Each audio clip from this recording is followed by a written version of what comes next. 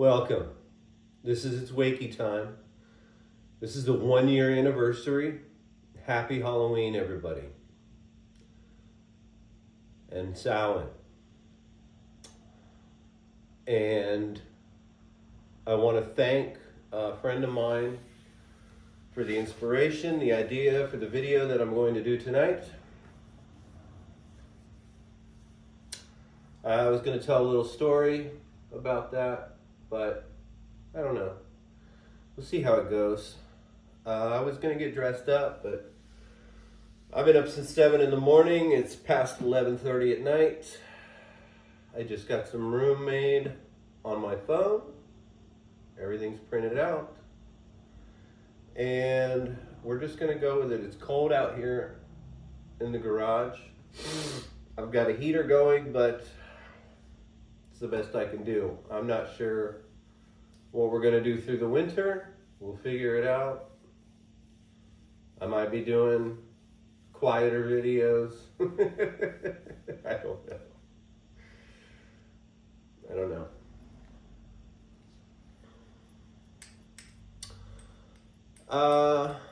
Quick little update on the instructions. They are working. I have no proof for you, but I noticed as I went through my day today, and I kept my mind quiet, whenever a thought would come in, or an emotion, a feeling, whatever my reactive mind used to say or respond with, it does not anymore. It responds with what I've been putting in my notebook and what I've been impressing into my subconscious, which means it works. You can reprogram your mind. So we're going to keep moving forward with this. And I will give you another update as soon as I have one.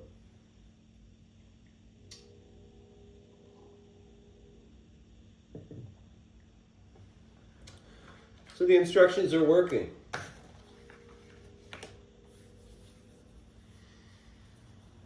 Tonight,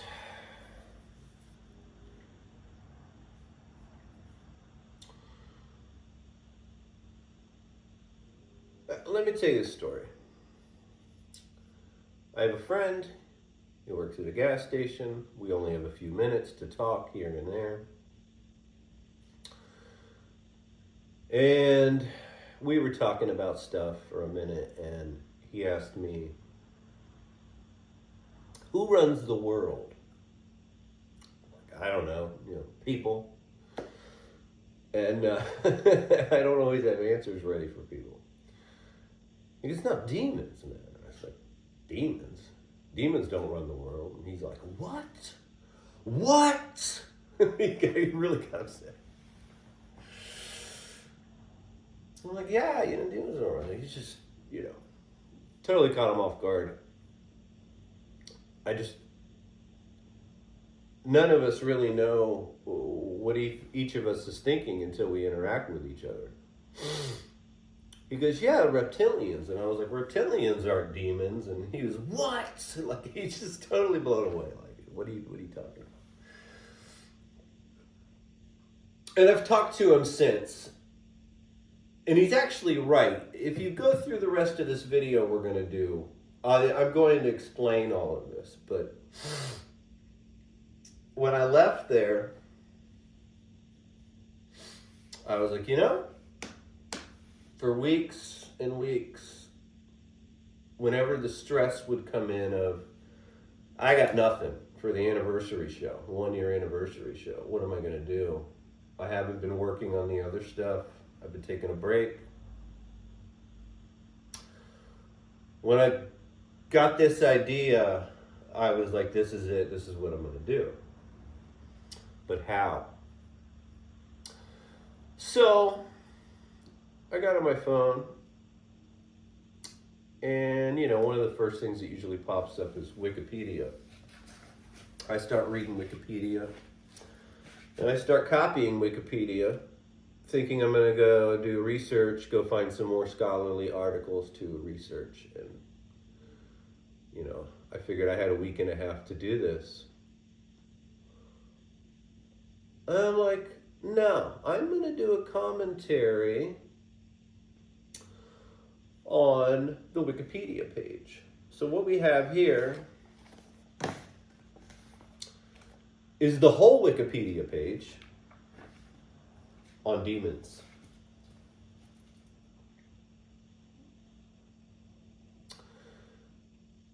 Demons are thoughts. That's not Wikipedia, I'm just talking now. Demons are thoughts.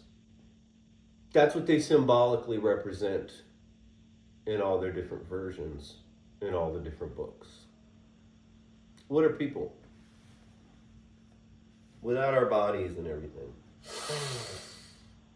We're thoughts. We are thoughts and emotions.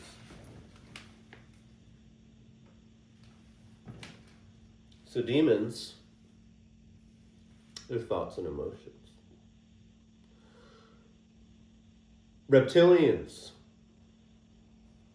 essentially, what are they? A race of people. Thoughts and emotions. So we can go around that circle infinitely.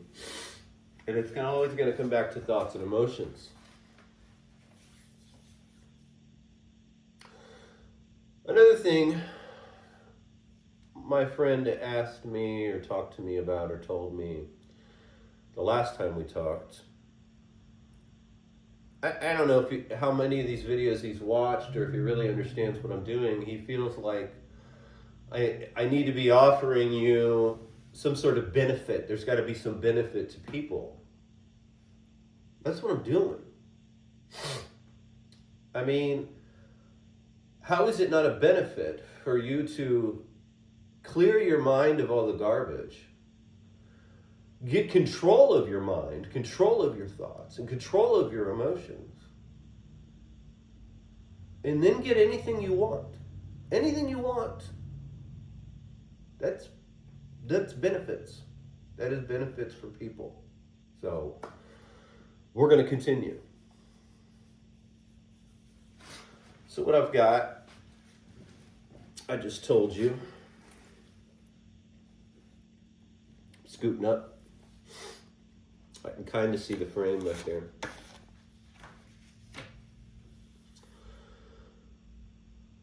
This is going to take a while. It's going to be a while. This is what I want to do.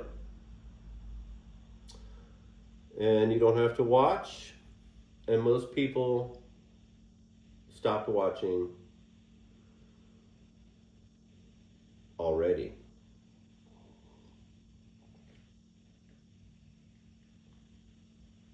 If you haven't noticed these two things, I am drinking. I have been. There's a lot of awakeners out there, people on their journey who have turned this into another religion, where they have a long list of things you have to do or you ain't nobody.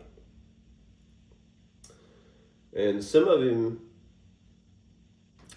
talk this way. I mean, some of them sound very egotistical, even though they say they've conquered it. Like, oh, you still drink? Oh, you do this? Oh, you do that? You ain't shit. Limitless? Reprogramming? Like,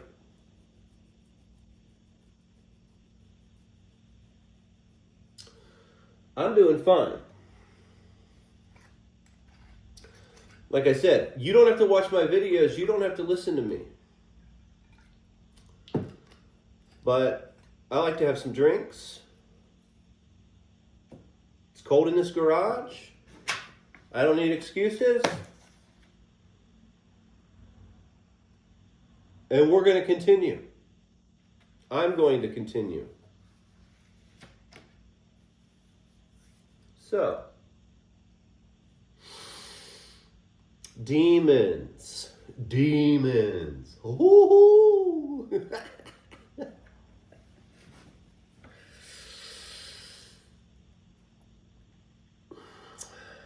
Let's just dig in. And yes, this is very hard to read with my glasses on. I don't know if I want to do this either. No, that's really close. That's fine. So, according to Wikipedia, a demon is a malevolent supernatural entity. So right there, first sentence. They have a bias. I mean, unless that is the definition, what would be a benevolent supernatural entity? I guess it would be an angel in this case that they're trying to make.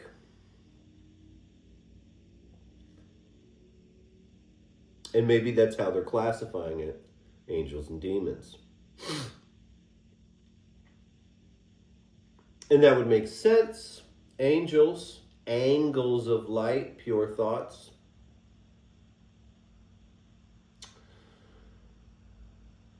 Demons, demon, thoughts from below, thoughts from that constant current of electricity. Your own thoughts.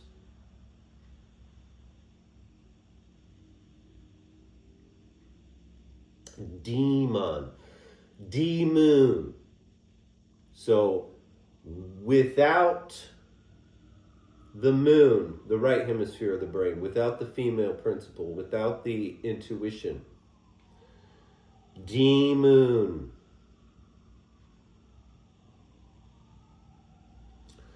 So it says, a demon is a malevolent supernatural entity. Historically, belief in demons or stories about demons occurs in folklore, mythology, religion, occultism, and literature. These beliefs are reflected in media, including fiction, comics, film, television, and video games. As literal beings. I added that in, that's not Wikipedia. Belief in demons probably goes back to Paleolithic age, stemming from humanity's fear of the unknown, the strange, and the horrific. Fear-based thoughts.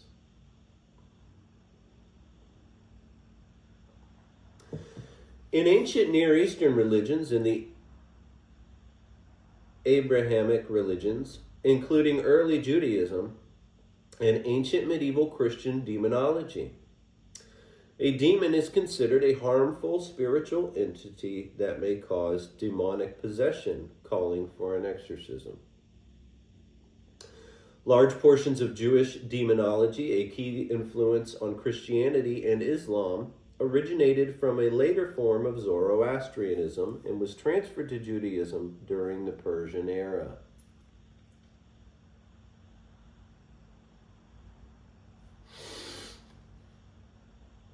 Demons may or may not be considered to be devils. What? Minions of the devil. They may or may not, but line 1, first paragraph, a demon is a malevolent supernatural entity. Second paragraph, may or may not be minions of the devil. In many traditions, demons are independent operators. With different demons causing different types of evils, destructive natural phenomena, specific diseases, etc. Thoughts. In general, while devils appear more often as demons within a theological framework, demons opposing the divine principle.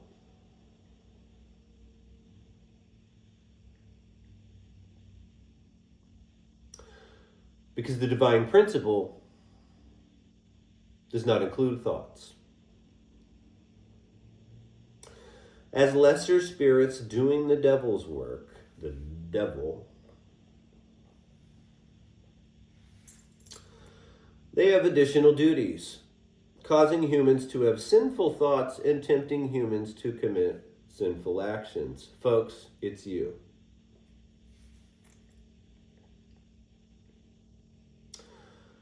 What's causing you to have sinful thoughts is you do not have control over your thoughts.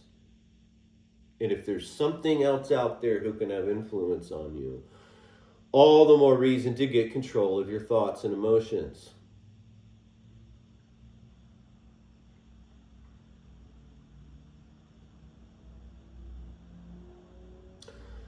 This is where the devil as the scapegoat comes in.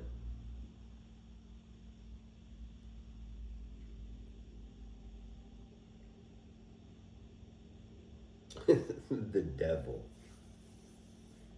Wow. I know that Wikipedia is trying to explain this from the standpoint of the majority, maybe. But that's not how you enlighten people. The original ancient Greek word, daemon,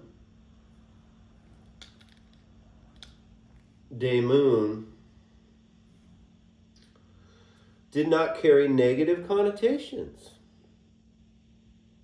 as it denotes a spirit or divine power. The Greek conception of a daemon, notably appears in the philosophical works of Plato, where it describes the divine inspiration of Socrates.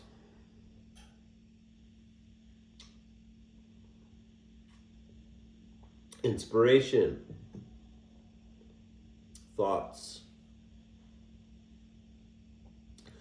In Christianity, morally ambivalent, daemon,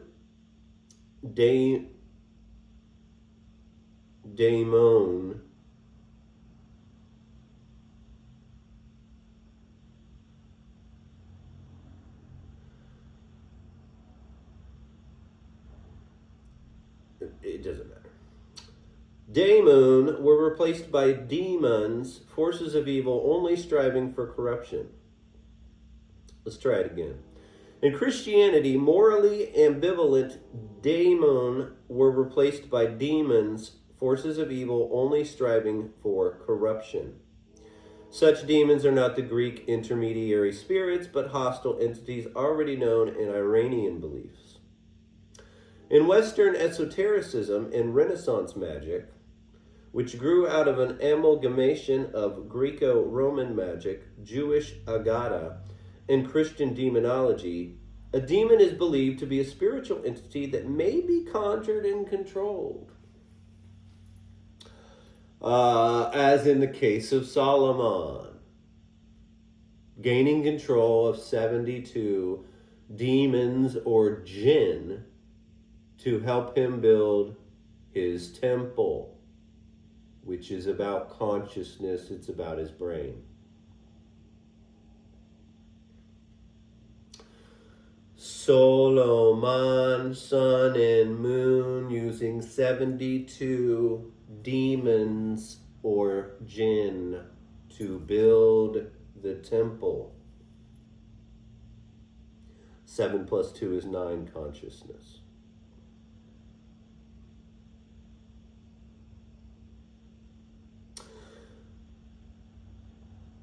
Belief in demons remains an important part of many modern religions and occult traditions. Demons are still feared largely due to their alleged power to possess living creatures. In contemporary Western esoteric traditions, demons may be used as metaphors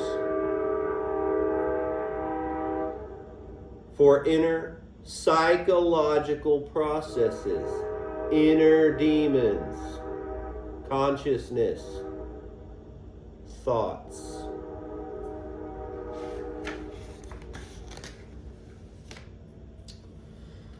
Ancient Egypt. The ancient Egyptian language lacks a term for the modern English demon, since both deities and lesser spirits can act as intermediaries to deliver messages to humans. By that, both share some resemblance to the Greek daemon. However, magical writings indicate that ancient Egyptians acknowledged the existence of malevolent demons, highlighting the demon names with red ink. Demons in this culture appear to be subordinative and related to a specific deity, yet they may have occasionally acted independently of the divine will. The existence of demons, let's go back. They may have occasionally acted independently of the divine will. Your thoughts are not the divine will. Demons. The existence of demons can be related to the realm of chaos, beyond the created world, because the thoughts and emotions create the world. The role of demons in relation to the human world remains ambivalent and largely depends on context. Maybe they do a better job than I thought. Ancient Egyptian demons can be divided into two classes, guardians and wanderers. Guardians are tied to a specific place. Their demonic activity is topographically defined, and their function can be benevolent towards those who have the secret knowledge to face them. Respect of the wise. I keep adding stuff. I don't, you know, it's Wikipedia and me. Maybe I'll give them a donation. Demons protecting the underworld may prevent human souls from entering paradise.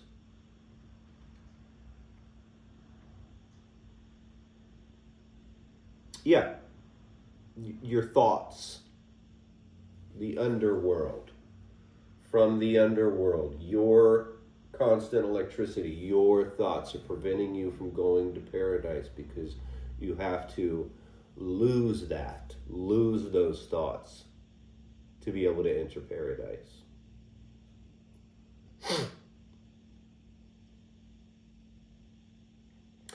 Only by knowing the right charms, instructions, is the deceased able to enter the halls of Osiris. Here, the aggressive nature of the guardian demons is motivated. It should be are motivated. The aggressive nature, unless the nature is motivated, the nature of the guardian demons is motivated by the need to protect their abodes and not by their evil essence. I mean, you don't want to let riffraff in. Accordingly, demons guarded sacred places or the gates to the netherworld. During the Ptolemaic and Roman period, the guardians shifted towards the role of genius loci, low-key, and they were the focus of local and private cults. The wanderers are associated with possession, mental illness, death, and plagues.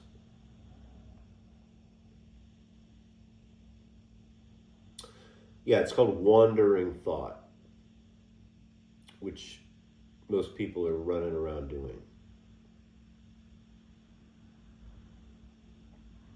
Many of them serve as executioners for the major deities such as Ra or Osiris when ordered to punish humans on Earth or in the netherworld. Wanderers can also be agents of chaos, arising from the world beyond creation to bring about misfortune and suffering without any divine instructions led only by evil motivations. The influences of the wanderers can be warded off and kept at the borders of the human world by the use of magic, but they can never be destroyed. A subcategory of wanderers are nightmare demons, which were believed to cause nightmares by entering a human body.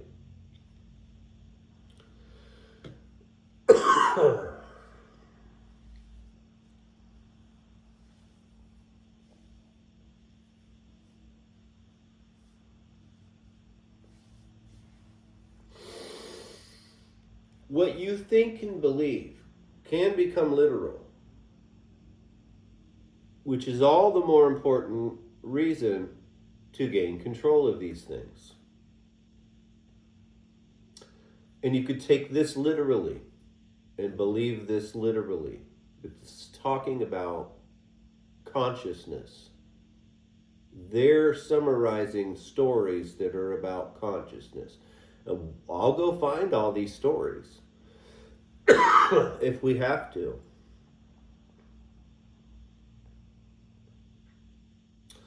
Mesopotamia. Mesopotamian demonology had a strong influence on later Hebrew and Christian concepts of demons, with Shedu from Chaldean mythology being an example. The demons of Mesopotamia were generally hostile spirits of lesser power than a deity. Since both nature and culture were in constant change, neither were considered part of a divine cosmos. According to the Babylonian creation epic Enuma Elish, both gods and demons are the children of Tiamat, the goddess of primordial chaos.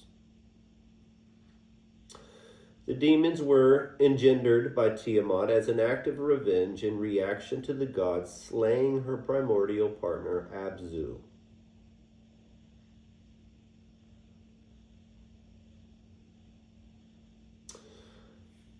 So you have female goddess, primordial chaos, subconscious.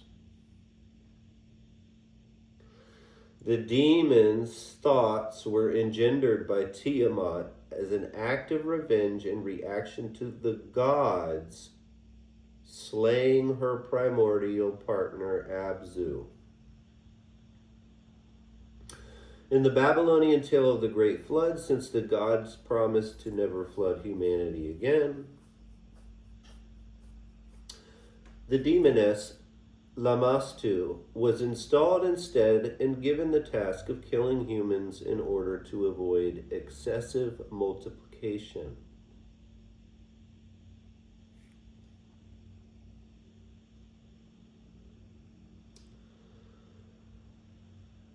Lamastu is Lilith,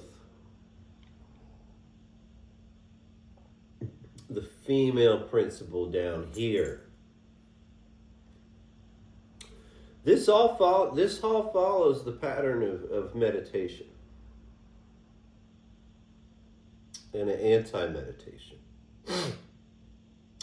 Some demons were the evil spirits of those who died in misery. Thoughts, emotions, consciousness, moving on. While other demons were nature demons, causing harm by carrying plagues and nightmares and causing headaches and storms. People could protect themselves from demons by wearing amulets, using magic, or seeking refuge amongst other demons or deities. On an ontological level, in early Semitic history, deities and demons often shed into another, as the distinction was of no importance for the believer.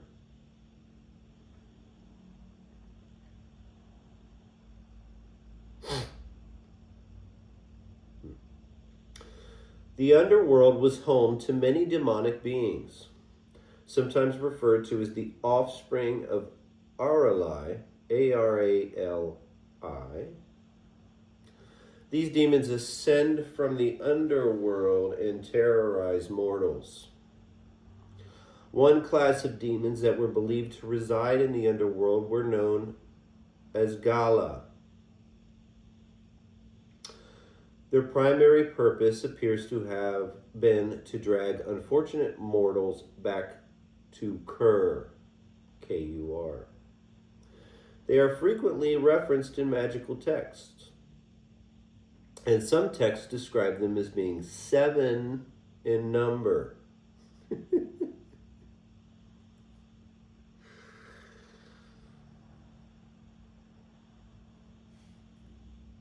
Several extant poems describe the Gala dragging the god Dumazid into the underworld.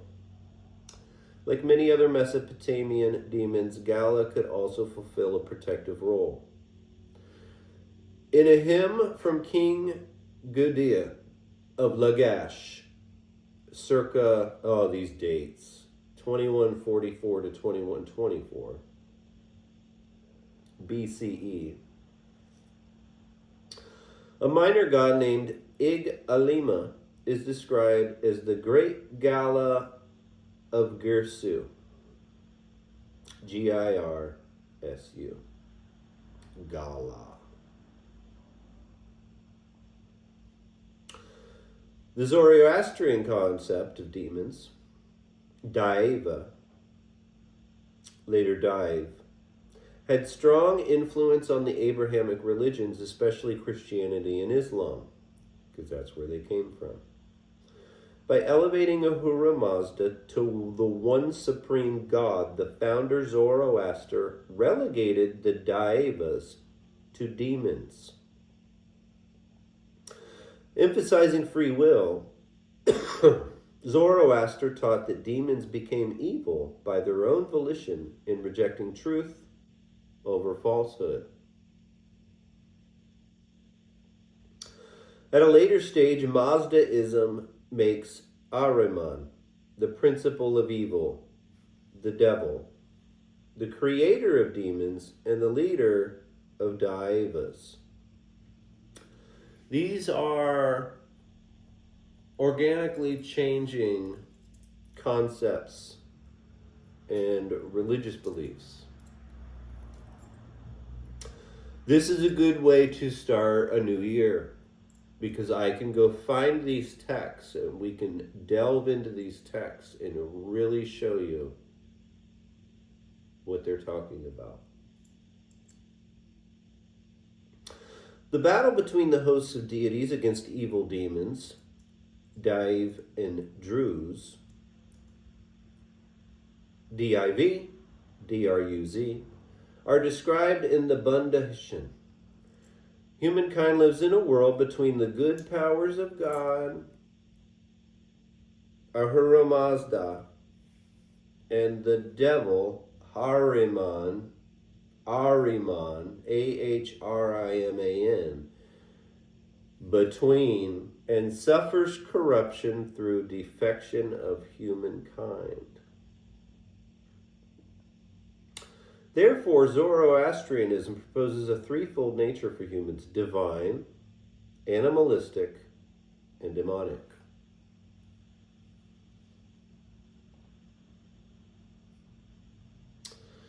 As such, humans are obligated to keep fighting the demonic traits, or integrating.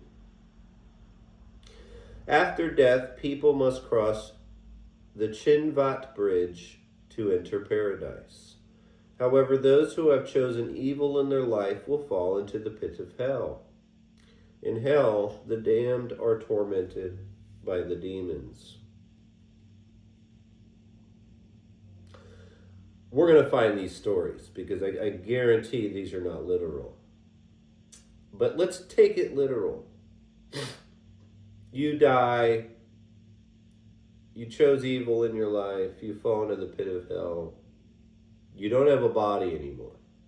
You're just your consciousness. Your light consciousness.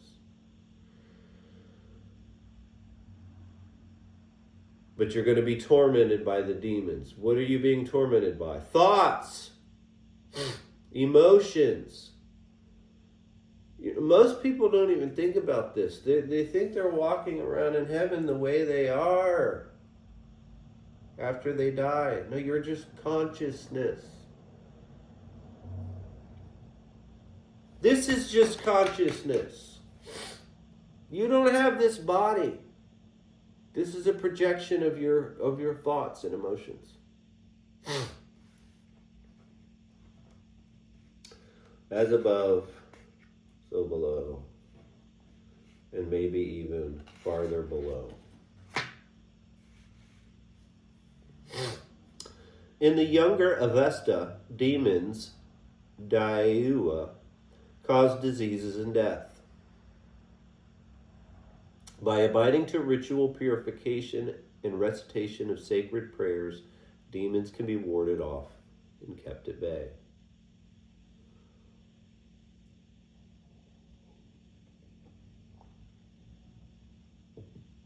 Ritual purification and recitation of sacred prayers. This is what we're talking about.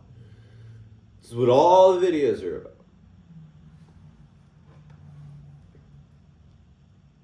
The concept of demons as servants of the devil entered the Christian tradition via post-exilic Judaism, inspired by Zoroastrian dualistic cosmology. The non-Jewish deities were demonized. It's a great pun. As evident from intertestamental writings, the apocalyptic literature then builds the foundation for the authors of the Gospels in first century Palestine. In antiquity, belief in demonic agents of misfortune were widespread. The early Christian community took it for granted that people outside the Judeo-Christian community were worshiping demons. They're worshiping thoughts, they're worshiping their emotions, they're worshiping themselves. Pay attention to what people are talking about when they're walking around in public.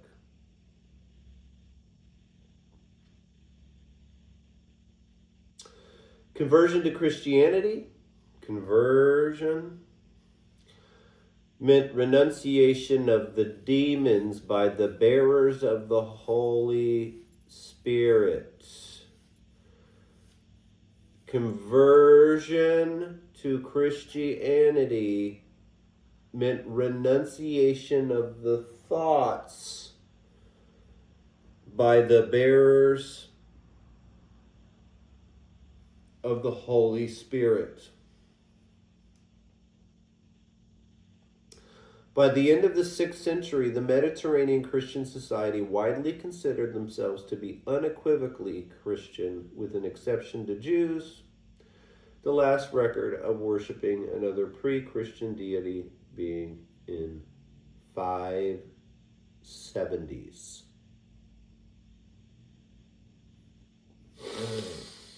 Medieval Christian Europe.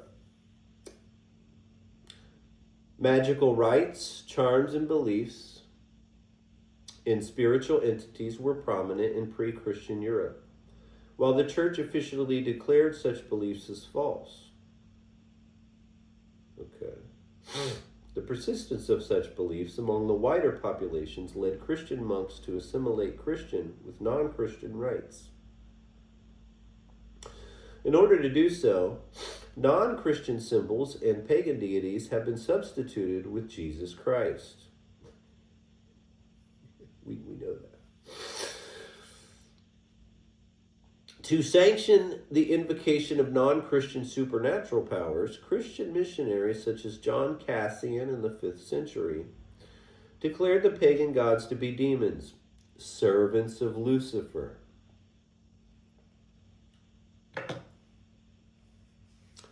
These people didn't know what they were talking about. I mean, Lucifer is the sun in Leo.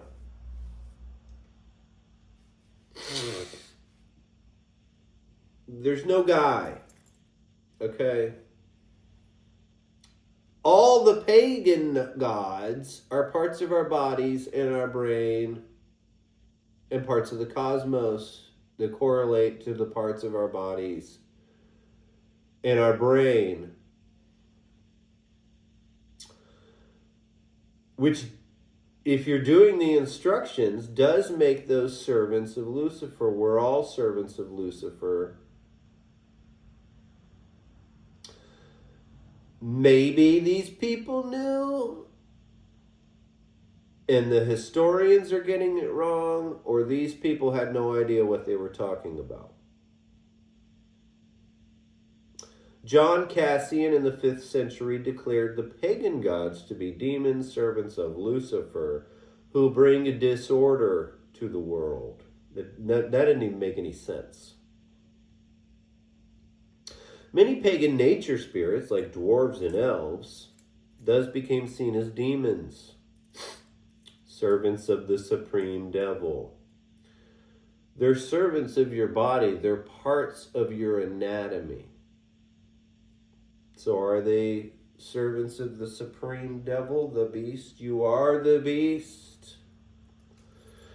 A difference was made between monsters and demons. Moon stars, monsters. Root chakra's the moon. Moon stars. Remember we talked about the Death Star. That's no moon. That's a space station. A difference was made between monsters and demons. The monsters, regarded as distorted humans, probably without souls, were created so that people might be grateful to God that they did not suffer in such a state. Oh, Jesus. Joseph Smith. They ranked above demons in existence and still claimed a small degree of beauty and goodness as they had not turned away from God, like the Hunchback of Notre Dame. In medieval Christianity, demons and spirits were generally considered to be fallen angels. Thoughts and emotions. Morally ambivalent nature spirits, such as fairies from Irish and Scandinavian folktales, were often explained as angels who remained neutral during the War of Heaven. Because they're parts of your body. They became spirits of the place they fell into when banished to earth. Although considered neutral spirits earlier, later Protestant thinkers increasingly associated them with Satan and considered them to be demons. All of this I've been reading was part of a campaign to destroy anything that was not official church doctrine. So people had to find ways to explain these things. And of course, they all had to be bad. And they have the wrong concepts of Satan and Lucifer. They have the wrong concepts of all this stuff.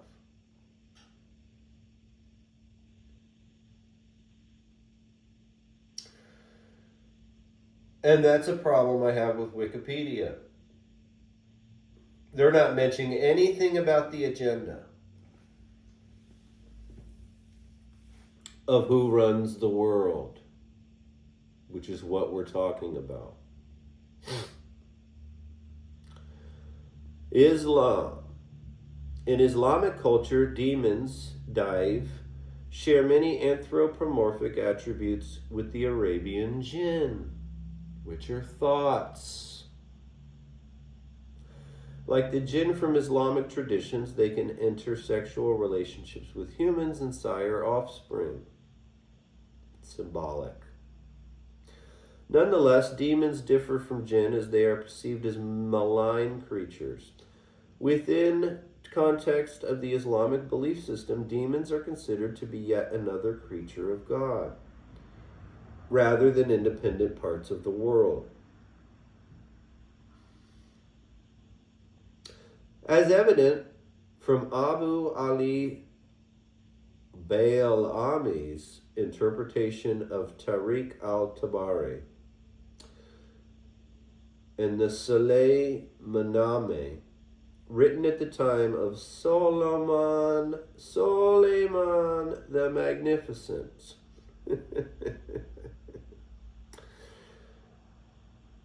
Evident from this guy's interpretation of the book and this other book written at the time of Soleiman the Magnificent, who I am going to look up. Probably not a real person. Probably Solomon. It is so cold in here, my pen doesn't write. Div, also appear in Manichaeistic writings as the original inhabitants of the world of darkness. Before the demons attacked the realm of light, they have been in constant battle and sexual intercourse against each other. It is only in the realm of darkness demons are described in their physical form. After their assault on the world above, they have been overcome by the living spirit and imprisoned in the structure of the world. From that point onwards, they impact humans' ethical life and appear as personified ethical qualities. Mostly greed, envy, grief, and wrath, desire for destruction, thoughts and emotions out of control. Ibn al-Jawzi describes these demons, Aphorite, in his Talbis Iblis, Devil's Delusion, as components of the devil or darkness waging war against God or light, composed of angels. Such demons also frequently appear throughout Islamic literature as personification of human vices. The protagonist of these stories must overcome the demons as a symbol for their own animalistic nature in order to heed his rational inclination and achieve salvation and paradisical bliss. They're saying it right there.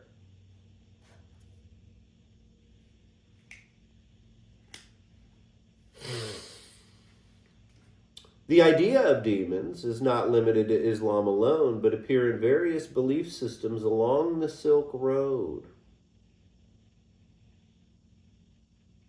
An Uyghur Manichaean text fragment narrates a story about a prince and 3 demons. The demons quarrel over 3 magical items: a cap, which turns people invisible; sandals, which can bring people to any place they wish; and staff, which belongs to the sandals. Interesting. The demons request the prince to distribute the magical items among the demons. Therefore, he shoots 3 arrows into... There's a lot of typos, Wikipedia. Therefore, he shoots 3 arrows in 3 different directions and claims that the demon who brings back an arrow first will receive the cap, the second one the staff, and the third will receive the sandals. Once the demons start chasing the arrows, the prince puts on the cap on his head and vanishes with the power of the sandals and the staff.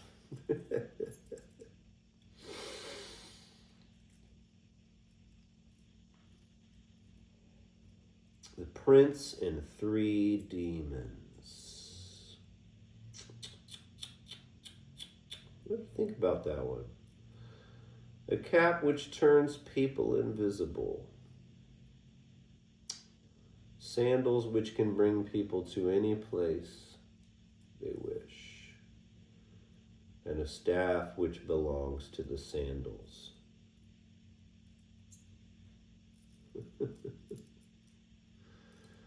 There's another story we're going to have to find.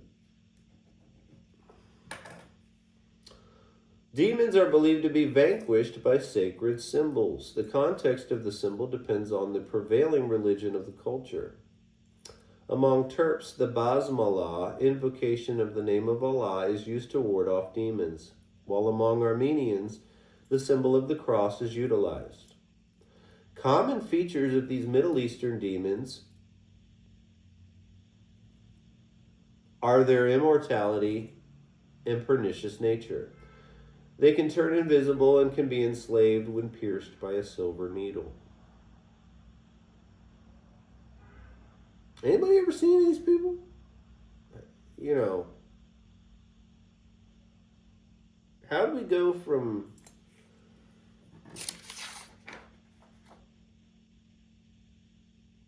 supernatural entity, and you could poke them with a needle? Demons are believed to be mostly active at night, and a bad smell in the air or sudden change in temperature would announce their presence. It is generally accepted that demons can be subjugated, as they are said to be enslaved by legendary heroes. Solomon in the Quran, consciousness, and Jamshid in Persian legends. We're going to fucking look that guy up, or woman up. Due to their reluctant nature, even enslaved, they do always the opposite of what has been commanded.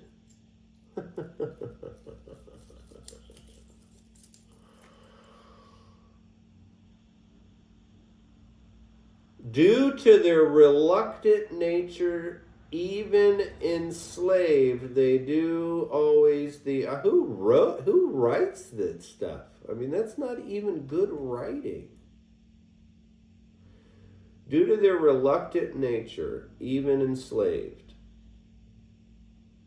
they do always the opposite of what has been commanded. Sounds like you're subconscious. You know, if you walk around begging for money all the time in your mind, you're just going to get more lack. You're going to get the opposite of what you're commanding. Because it doesn't work that way. In some tales, supernatural powers are attributed to them, such as causing sickness, mental illnesses, or even turning humans to stone. European occultism and Renaissance magic. Under influence of Islamic philosophy, medieval occult traditions, and Renaissance magic, demons are often seen as beneficial and useful, lacking an inherent negative connotation. In 15th and 16th century Renaissance magic, the terms demon and devil have two different, although not exclusive, meanings. The term demons refers to a cluster of supernatural beings, such as daimons, spirits, and devils, affecting the mind. While some people fear demons or attempt to exorcise them, others willfully attempt to summon them for knowledge, assistance, or power. William of Conscious 1090 to 1091 to 1155, 1170s, understands demon closer to the Greek daimon, reserving the concept of the devil only for the demons of the lower regions of your body. You think, as I infer from your words, that a demon is the same as a devil, which is not the case, for a demon is said to be any invisible being using reason, as if knowing. Of these, the two high orders are called kala demons, that is, good knowing ones. The lower order is called kako demon, that is, evil knowing one, for kalos means good, kakos bad. So now you're getting into It's more of a race of beings, some good, some bad. Sounds like people. What are people? Thoughts and emotions. In the 16th century, among proponents of demons as ambivalent spirits, Paracelsus was the most vocal. He asserted that these beings are spirit-like and thus not human, but they have bodies and flesh, and are thus not angels. Really? Robert Kirk, 1644 to 1692, integrated fairies into his theories of intermediary spirits. He suggested that these beings are structured similar to human societies, intelligent beings who eat and drink, yet invisible to most humans. Like interdimensional. Aliens. Reptilians. What are reptilians? They're people. Who are these people? Their thoughts and emotions.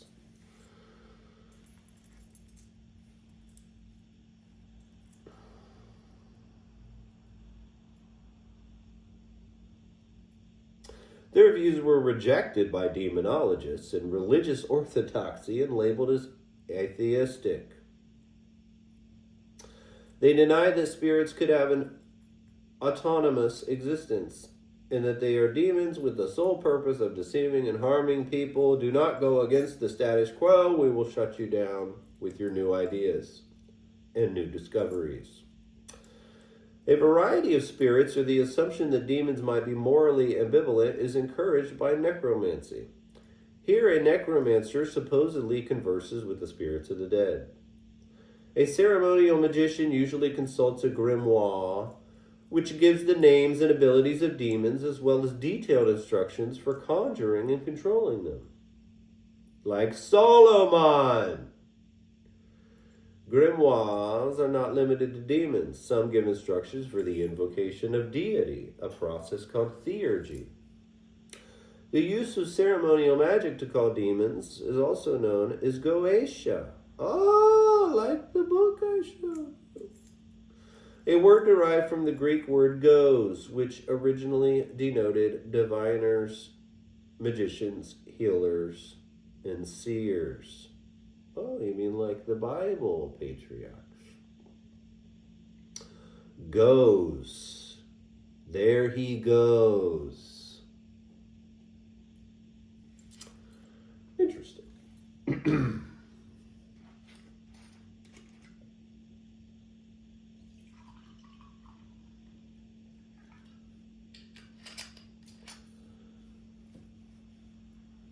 Age of Enlightenment.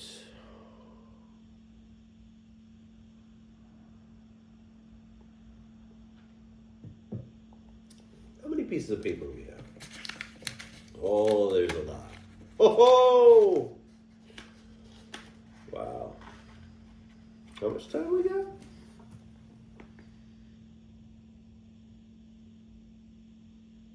I can't read backwards. I think we're at an hour already. Age of Enlightenment.